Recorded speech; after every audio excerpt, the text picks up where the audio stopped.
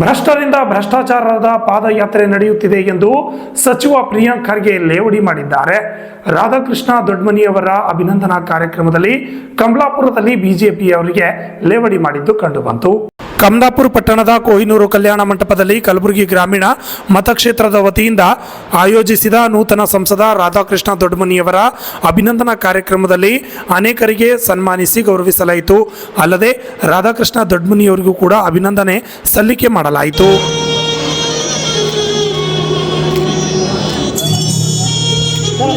ಈ ಸಂದರ್ಭದಲ್ಲಿ ಮಾತನಾಡಿದ ಸಚಿವ ಪ್ರಿಯಾಂಕ್ ಖರ್ಗೆ ಬಿಜೆಪಿ ವಿರುದ್ಧ ಕಿಡಿಕಾರಿದರು.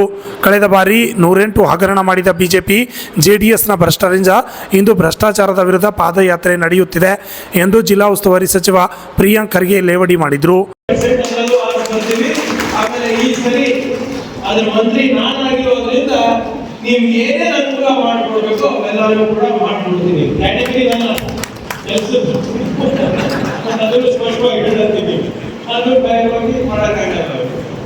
ಆದರೆ ಇವತ್ತು ನಾವು ರಾಧಾಕೃಷ್ಣ ಅವರಿಗೆ ನಿವಾಸದ ಮೇಲೆ ಈಗೇನು ಒಂದೆರಡು ತಿಂಗಳಲ್ಲಿ ಅವರು ಕೈ ಕಟ್ಕೊಂಡು ಸುಮ್ಮನೆ ಮನೆಗೆ ಕುಂದಿಲ್ಲ, ಇಲ್ಲಪ್ಪ ಬಜೆಟ್ ಬಗ್ಗೆ ಅಂತ ನೋಡಿಲ್ಲ.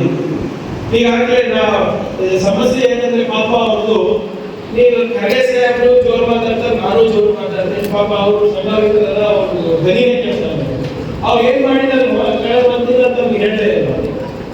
ತಮ್ಮ ಪರವಾಗಿ ಅಂದ್ರೆ ನಮ್ಮ ಜಿಲ್ಲೆಯ ಪರವಾಗಿ ಈಗಾಗಲೇ ರೈಲ್ವೆ ಮಂತ್ರಿಗಳಿಗೆ ಹೋಗಿ ಭೇಟಿಯಾಗಿದೆ, ಖುದ್ದಾಗಿ ಹೋಗಿ ಭೇಟಿಯಾಗಿ ಅವರಿಗೆ ನಮ್ಮ ಜಿಲ್ಲೆಯಲ್ಲಿ ನಿಂತಿರುವ ಸ್ಥಗಿತ ಆಗಿರುವಂತಹ ಎಲ್ಲಾ ಕಾಮಗಾರಿಗಳ ಬಗ್ಗೆ ಅವರಿಗೆ ಮನವರಿಕೆ ಮಾಡಿಕೊಂಡು ಮತ್ತೆ ರೈಲ್ವೆ ಡಿವಿಷನ್ ಆಗಿದ್ದ ಆಗದಿರೋ ಒಂದೇ ಸಾಲಿನಲ್ಲಿ ಹೇಳಿ ಸರ್ ಸುಮ್ಮನೆ ಆಡಬೇಡ ಅಂತ ಹೇಳಿದ್ರು ಕೂಡ ಬಂದಿದ್ದಾರೆ. ಅವ್ರು ನಿರ್ದಿಷ್ಟವಾದಂತಹ ಉತ್ತರ ಕೊಡ್ತೀನಿ ಒಂದೆರಡು ದಿನದಲ್ಲಿ ಅಂತ ಹೇಳಿದ್ದಾರೆ.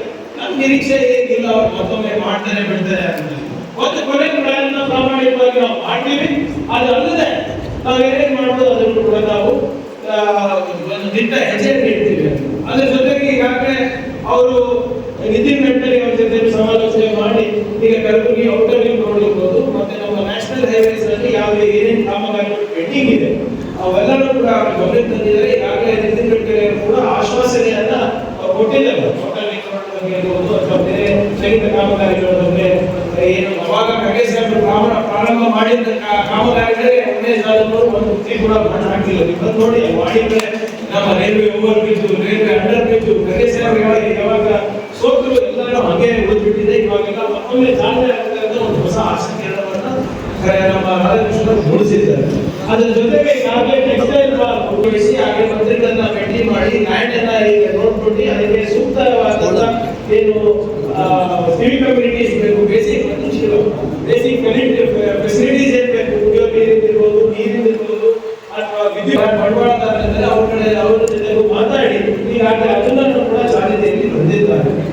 ಮತ್ತೆ ಮೊನ್ನೆ ನಾವು ಒಂದು ದೊಡ್ಡ ಪ್ರಮಾಣದಲ್ಲಿ ನಮ್ಮ ಇಲಾಖೆ ವತಿಯಿಂದ ಒಂದು ಅರಿವು ನಮ್ಮ ರಾಜ್ಯದಲ್ಲಿ ಅದಕ್ಕೆ ಮಾನ್ಯ ಸಂಸದರ ಒಂದು ಮನವಿ ಮೇರೆಗೆ ನಮ್ಮ ಕಲಬುರಗಿಗೆ ಆದ್ಯತೆಯನ್ನ ನೀಡಿ ಇನ್ನ 2.5 ವರ್ಷದಲ್ಲಿ ಪ್ರತಿಯೊಂದು ಗ್ರಾಮ ಪಂಚಾಯತ್ನಲ್ಲೂ ಅರಿವು ಕೇಂದ್ರವನ್ನು ಸ್ಥಾಪನೆ ಮಾಡುವ ಜಿಮ್ಮೆದಾರಿ ಅವರ ಪರವಾಗಿ ನಾನು ತಗೊಳ್ತಾ ಇದ್ದೀನಿ ಅಂತ ಹೇಳಿ ಮತ್ತೆ ವಿಶೇಷವಾಗಿ ಕಲಬುರಗಿ ಗ್ರಾಮೀಣದಲ್ಲಿ ಅವರು ಈ ವರ್ಷವೇ ಅಂದ್ರೆ ಒಂದು ಆರ್ಥಿಕ ವರ್ಷದಲ್ಲಿ ಮುಗಿಸಿ ಅಂತ ಕೂಡ ಅವರು ಸಲಹೆ ನೀಡಿದ್ದಾರೆ. ಅದನ್ನು ಕೂಡ ಪ್ರಾಮಾಣಿಕವಾಗಿ ಪ್ರಯತ್ನ ನಾನು ಮಾಡ್ತೀನಿ ಅಂತ ನಾನು ನಿಮ್ಗೆ ಹೇಳಿದ್ದನ್ನು ಬಯಸ್ತಾ ಇದ್ದೀನಿ. ಒಂದು ವೇಳೆ ಇದನ್ನ ಹೊರತುಪಡಿಸಿ ನಮ್ಮ ಇವತ್ತೆಲ್ಲ ನಮ್ಮ ಕಾರ್ಯಕ್ರಮ ಸೇರಿದ ಅದಕ್ಕೆ ಮಾತನಾಡೋದು ಅನಿವಾರ್ಯತೆ ಇದೆ. ನಮ್ಮ ರಾಜ್ಯದಲ್ಲಿ ಒಂದು ವಿಚಿತ್ರವಾದಂತ ವಾತಾವರಣ ಮೂಡ್ತಾ ಇದೆ. 136 ಇರುವಂತಹ ಶಾಸಕರ ಸರ್ಕಾರವನ್ನ ಇವತ್ತು ಬಿಜೆಪಿ ಅವರು ಇಲ್ಲ ಆರೋಪಗಳನ್ನ ಮಾಡಿಬಿಟ್ಟು ನಾವು ನೋಡಿದ್ವಿ. ಯಾಕೆ ವಿಚಿತ್ರ ವಾತಾವರಣ ಅಂತ ಇದ್ದೀನಿ ಅಂದ್ರೆ ಜನರು ನಮ್ಗೆ 136 ಸೀಟ್ ಕೊಟ್ಟು ಯಾಕೆ ಕಾರಣ, ಪ್ರಮುಖ ಕಾರಣ ಬಿಸಾಕಿದ ಸರ್ಕಾರಕ್ಕೆ ಭ್ರಷ್ಟಾಚಾರ. ಭ್ರಷ್ಟಾಚಾರದ ವಿರುದ್ಧ ಪಾದಯಾತ್ರೆ ಮಾಡ್ತಾ ಇದ್ದಾರೆ. ಇದು ಎಂದು ಇತಿಹಾಸದಲ್ಲಿ ನಾವು ನೋಡಿದ್ದೇವೆ. ಇವತ್ತು ಬಿಜೆಪಿ ಜೆಡಿಎಸ್ ಇಬ್ರು ಸೇರಿ ಪಾದಯಾತ್ರೆ ಮಾಡ್ತಾ ಇದ್ದಾರೆ. ಯಾಕೆ ಮಾಡ್ತಾ ಇದ್ದಾರೆ ಅಂತ ಅವರಿಗೆ ಗೊತ್ತಿಲ್ಲ. ಪಾದಯಾತ್ರೆಗಳು ನಾವು ಮಾಡಿದ್ದೀವಿ. ನಮ್ಮ ಸಂಸ್ಥೆ ಕಾಂಗ್ರೆಸ್ ಸ್ಥಾಪನೆ ಆಗಿದೆ ಹೋರಾಟದ ಒಂದು ಬುನಾದಿಯಾಗಿದೆ. ಯಾವಾಗ ಬ್ರಿಟಿಷರು ಉಪ್ಪಿನ ಮೇಲೆ ಅವರು ಟ್ಯಾಕ್ಸ್ ಹಾಕಿದ್ರು.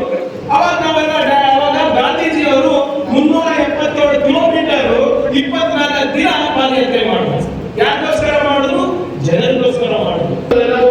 ಹಿಂದಿನ ಬಾರಿ ಅಧಿಕಾರದಲ್ಲಿದ್ದಾಗ ನಮ್ಮ ರಾಜ್ಯದ ಸಂಪನ್ಮೂಲವನ್ನು ಉಳಿಸ್ಲಿಕ್ಕೆ ಬೆಳ್ಳಾರಿ ಪಾದಯಾತ್ರೆ ಮಾಡಿದ್ವಿ, ಮೇಕೆದಾಟು ಪಾದಯಾತ್ರೆ ಮಾಡಿದ್ವಿ, ನಮಗೆ ತೆರಿಗೆಗಳಲ್ಲಿ ಅನ್ಯಾಯ ಆಗ್ತಾ ಇದ್ದಾಗ ಡೆಲ್ಲಿ ತನಕ ನಾವು ಪಾದಯಾತ್ರೆ ಮಾಡಿದ್ವಿ. ನಾವು ಪಾದಯಾತ್ರೆ ಮಾಡಿದ್ದು ಜನರಿಗೋಸ್ಕರ, ಜನರಿಗಾಗಿ. ಇವತ್ತು ಈ ಪಾದಯಾತ್ರೆ ಯಾರಿಗೋಸ್ಕರ ನಡೀತಾರೆ ಅಂತ ಯಾರಿಗೂ ಇವತ್ತು ಗೊತ್ತಾಗ್ತಾ ಇಲ್ಲ. ಅದಕ್ಕೋಸ್ಕರ ಅಂತ ನೋಡ್ಬೋದು, ದಿನ ನ್ಯೂಸ್ ನೋಡ್ತಿರಲ್ಲ, ಬಿಜೆಪಿನಲ್ಲೇ ಭಿನ್ನಾಭಿಪ್ರಾಯ.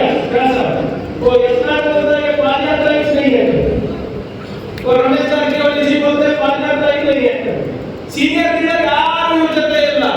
ಏನು ಈ ಪಾದಯಾತ್ರಾ ಏನಿದೆ ಇಬ್ಬರಿಗೆ ಲೀಡ್ ಮಾಡಿ ಕೊಟ್ಟಿದ್ದಾರೆ. ಯಾರಿಗೆ? ಒಂದು ವಿಜೇಂದ್ರಗೆ, ಇನ್ನೊಂದು ನಿಖಿಲ್ ಕುಮಾರಸ್ವಾಮಿ. ಇದು ಪಾಪ ಬಿಜೆಪಿ ಹೆಂಗ ಮಾಡಿದ್ರೆ ಗೊತ್ತಿಲ್ಲ. ಅವ್ರು ನಿಜವಾಗ್ಲೂ ಪಾದಯಾತ್ರೆ ಮಾಡಬೇಕಂದ್ರೆ ಮೈಸೂರು ಜನ ಪಾದಯಾತ್ರೆ ಮಾಡಬೇಕಾಗಿಲ್ಲ, ಅವ್ರು ಮಾಡಬೇಕಾಗಿರೋದು ದಿಲ್ಲಿ ಜನ ಪಾದಯಾತ್ರೆ. ಇವರು ಭಿನ್ನಾಭಿಪ್ರಾಯಗಳನ್ನ ಸಾರ್ಟ್ ಔಟ್ ಮಾಡಲಿಕ್ಕೆ ಅವ್ರು ಮಾಡಬೇಕಾಗ್ತದೆ. ಆದ್ರಿಂದಾನೆ ಇದು ಯಾಕೆ ಇವರೆಲ್ಲ ಹಿಂಗ್ ಮಾಡ್ತಾ ಇದ್ದಾರೆ ಅಂದ್ರೆ, ಮೋದಿ ಸರ್ಕಾರ ಏನಿದೆ ಕರ್ನಾಟಕಕ್ಕೆ ಆಗ್ತಾ ಇರುವ ಅನ್ಯಾಯದ ನಾವು ಮುಚ್ಚಾಕ್ಲಿಕ್ಕೆ ಇದು ಮಾಡ್ತಾ ಇದ್ದಾರೆ. ನೀವು ನೆನಪಿರ್ಬೋದು, ಈಗ ಒಂದೂವರೆ 2 ತಿಂಗಳ ಹಿಂದೆ ಭೀಕರವಾದಂತ ಬರಗಾಲ ನಮ್ಮ ಕರ್ನಾಟಕಕ್ಕೆ. ನಾವು 36,000 ಕೋಟಿ ರೂಪಾಯಿಯನ್ನ ನಾವು ಪ್ರಸ್ತಾವನೆಯನ್ನ ಕೇಂದ್ರ ಸರ್ಕಾರಕ್ಕೆ ಕೊಡ್ತೀವಿ. ನಮಗೆ ನ್ಯಾಯಯುತವಾಗಿ ಬರಬೇಕಾಗಿರುವ ಹಣ ಕೊಡ್ತಾ ಇರಲಿಲ್ಲ. ಅದಕ್ಕೆ ನಾವೇನ್ ಮಾಡಿದ್ವಿ, ನಮ್ಮ ಸರ್ಕಾರ ಹೋಗಿ ಸುಪ್ರೀಂ ಕೋರ್ಟಿಗೆ ಮೊಕದ್ದಮೆಯನ್ನ ನಾವು ಹಾಕಿದ್ವಿ. ಸುಪ್ರೀಂ ಕೋರ್ಟ್ ಮೊಕದ್ದಮೆ ಹಾಕಿದಾಗ ಚೀಮಾರಿಗೆ ಹಾಕಿ ನಮಗೆ ಕೇಂದ್ರ ಸರ್ಕಾರದಿಂದ 3,500 ಕೋಟಿ ರೂಪಾಯಿ ಇಸ್ಕೊಳ್ತೀವಿ. ಇತಿಹಾಸದಲ್ಲಿ ಯಾವತ್ತೂ ಕೂಡ ಬರದ ನಿರ್ವಹಣೆಗೆ ಕೇಂದ್ರ ಸರ್ಕಾರದ ವಿರುದ್ಧ ಯಾವ ರಾಜ್ಯ ಸರ್ಕಾರ ಹೋಗಿರಲಿಲ್ಲ. ಆದ್ರೆ ಈ ಸರಿ ನಾವು ಹೋಗೋ ಅನಿವಾರ್ಯ ಪರಿಸ್ಥಿತಿ ಇತ್ತು. ಈ ವೈಫಲ್ಯವನ್ನ ಈ ಸಂದರ್ಭದಲ್ಲಿ ಸಂಸದರಾದ ರಾಧಾಕೃಷ್ಣ ದೊಡ್ಡಮನಿಯವರು ಮಾತನಾಡಿದರು. ಮತ್ತೆ ನಮ್ಮೆಲ್ಲರ ಆಶೀರ್ವಾದದಿಂದ ನಾವೀಗ ಚುನಾಯಿತರಾಗಿ ಸದಸ್ಯರಾಗಿದ್ದೀವಿ. ನಮ್ಮೆಲ್ಲರೂ ಒಂದು ಸಹಕಾರ ಆಶೀರ್ವಾದದಿಂದ ವೋಟ್ ಹಾಕಿದ್ರಿಂದ ನಾವೆಲ್ಲರಿಗೆ ಬರೋ ಕಾರಣ ಆಯಿತು. ಮತ್ತೆ ಈಗೇನಪ್ಪ ಅಂದ್ರೆ ಎಲ್ಲರೂ ಮಾತಾಡಿದ್ದಾರೆ, ಮುಂದಿನ ದಿನಗಳಲ್ಲಿ ನಾವು ಸದಸ್ಯರಾಗಿ ನಮ್ಮ ಜನರಿಗೆ ಅಭಿವೃದ್ಧಿ ಏನು ಮಾಡಬೇಕು, ನಮ್ಮ ಶಕ್ತಿ ಮೇಲೆ ನಾವು ಕೆಲಸ ಮಾಡ್ತೀವಿ. ಮತ್ತೆ ನಮ್ಮ ಸಮಸ್ಯೆ ಏನಿದೆ ನಮ್ಮ ಕ್ಷೇತ್ರದ ಬಗ್ಗೆ ನಾವು ಮಾತಾಡಬೇಕು, ಧ್ವನಿ ಎತ್ತಿ ಮಾತಾಡ್ತೀವಿ ಅಂತ ಹೇಳ್ಬೇಕೆಲ್ಲ ಭರವಸೆ. ಕ್ಷೇತ್ರ ಹೇಳ್ದಂಗೆ ನಿಮ್ಗೆ ಏನೇ ಶಾಸಕರೆಲ್ಲ ನಮ್ಮ ಕ್ಷೇತ್ರಕ್ಕೆ ನಮ್ಮಿದ್ದರೂ ನಮ್ಮ ಯಾವಾಗ ಬಂದರೂ ಕೂಡ ನಾವು ಯಾವಾಗಲೂ ನಿಮ್ಮ ನಂಬಿಕೆ ಸಹಾಯ ಕೊಡ್ತೀವಿ ಅಂತ ಹೇಳ್ತೀವಿ. ಮತ್ತೆ ನಮ್ಮೆಲ್ಲರ ಪ್ರೀತಿ ವಿಶ್ವಾಸ ಹೀಗಿರಲಿ ಅಂತ ಹೇಳಿ ಬಯಸ್ತಾ ನಮ್ಮೆಲ್ಲರೂ ವಿಶ್ವಾಸ ವಂದಿಸಿ ನನ್ನ ಮಾತನ್ನು ಮುಗಿಸ್ತೇನೆ. ಜೈ ಹಿಂದ್, ಜೈ ಕರ್ನಾಟಕ.